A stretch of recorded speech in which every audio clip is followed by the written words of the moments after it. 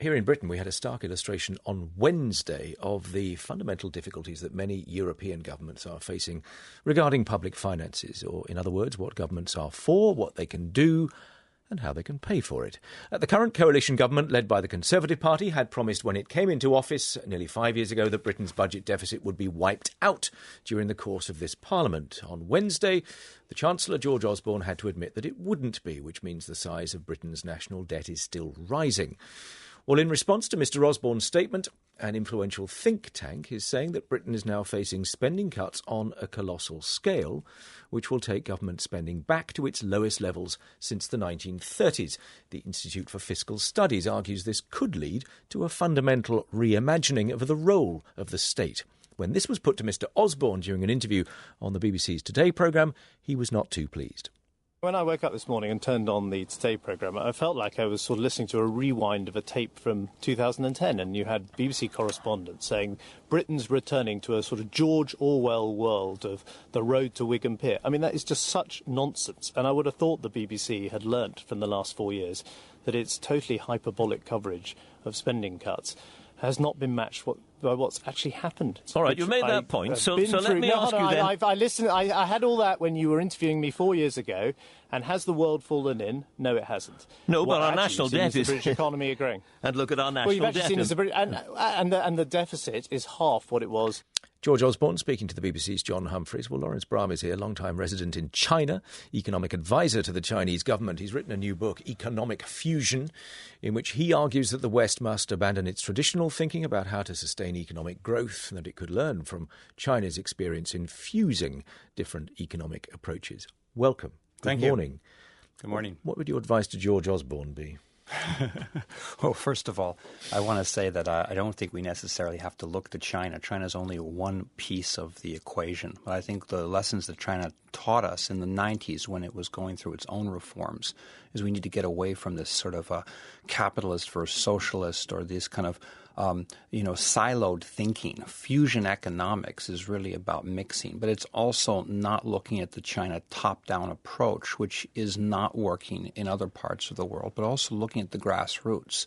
I just arrived here in London from Dar es Salaam, where in Africa there's a lot of work where the communities are solving their own problems, and we're trying to matrix that into solutions because they have the answers. And it's not the IMF, the World Bank, the top down. It's coming from communities. Can any Western governments realistically hope to sustain the high levels or comparatively high levels of public spending following the crisis of 2008, or do they have to completely rethink those levels? We have to rethink it. The whole point of fusion economics is to try and get away from the current Bretton Woods or post-Bretton Woods system. And right now what you have is a collapse of that system. You have had a complete reliance in America, for instance, on the capital markets driving the economy. 80% of the wealth in America is coming from arbitrage on currency, trading of derivatives, stocks. It's not actually coming from trade and services.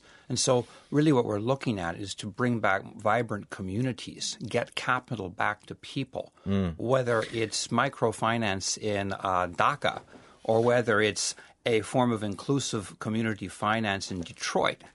That's really what we need. I just wonder, and I don't doubt both would like to ask you a question as well, and I'll let them do that by all means, but I just wonder if you're going to make the kind of transition that you have just described, if you are running the finances of the UK, of France, of Germany, of any of the sort of the Western countries that we're talking about at this point, and you make the kind of transition that you have just described, which would take a long time to achieve, the number of casualties, the people who would suffer, the people who would suddenly have a lot less than they had now, would be massive. No, I think only a few people would have a lot less. That's why you have this 99%. The few influential 1%. people, though. Of course. And who's making the decision? I mean, you talk about if you were making the decision, if you're seeing at the Fed, are you making that decision? Or is Goldman Sachs and Morgan Stanley making that decision and ExxonMobil making that decision?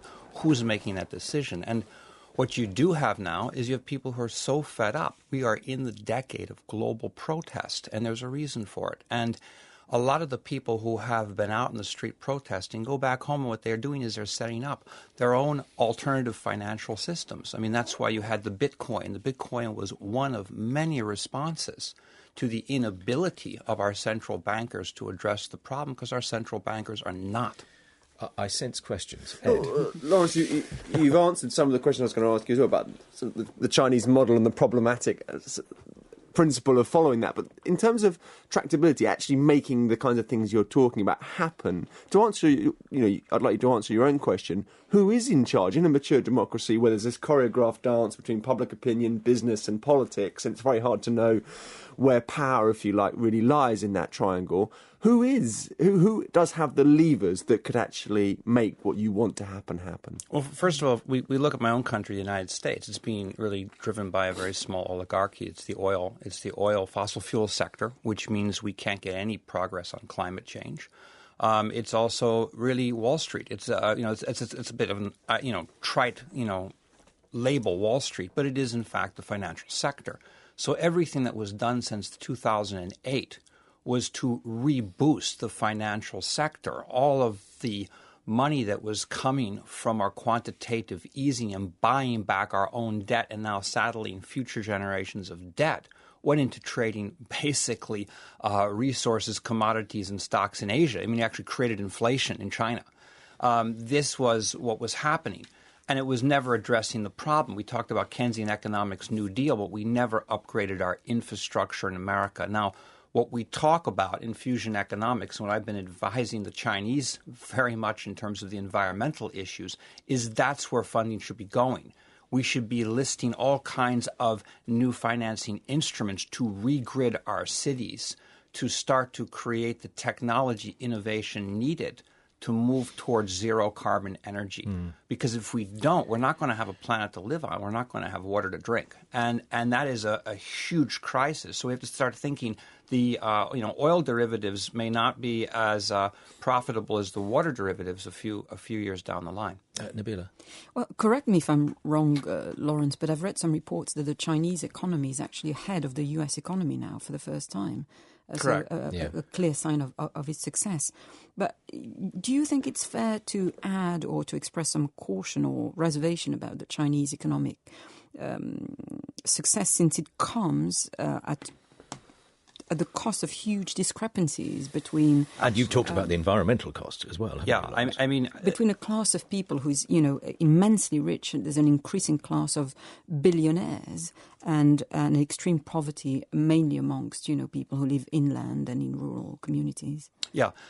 First of all, in 1996, I wrote a book called China's Number One, predicting it would become the number one largest economy. People thought I was crazy. And this year, according to World Bank, a number of other assessments, it is the number one economy in the world right now, at least the largest consumer economy. I do not advocate everything that China does. I have been very active at different stages of the reform process, the state-owned enterprise reform and the shift from socialism to market. But what happened over the past 10 years is there was an overemphasis on fixed asset investments, and it became irrational investments. There was also a preoccupation with growth statistics. That was the main reason for raising cadres up and promoting them.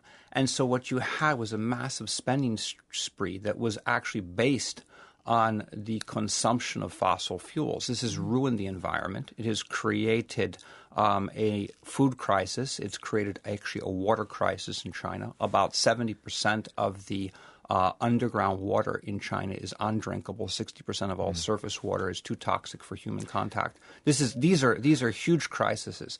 So I don't advocate the model. There's aspects of what China did that we can learn from, and there's a lot of aspects of what they're doing that we don't want to do.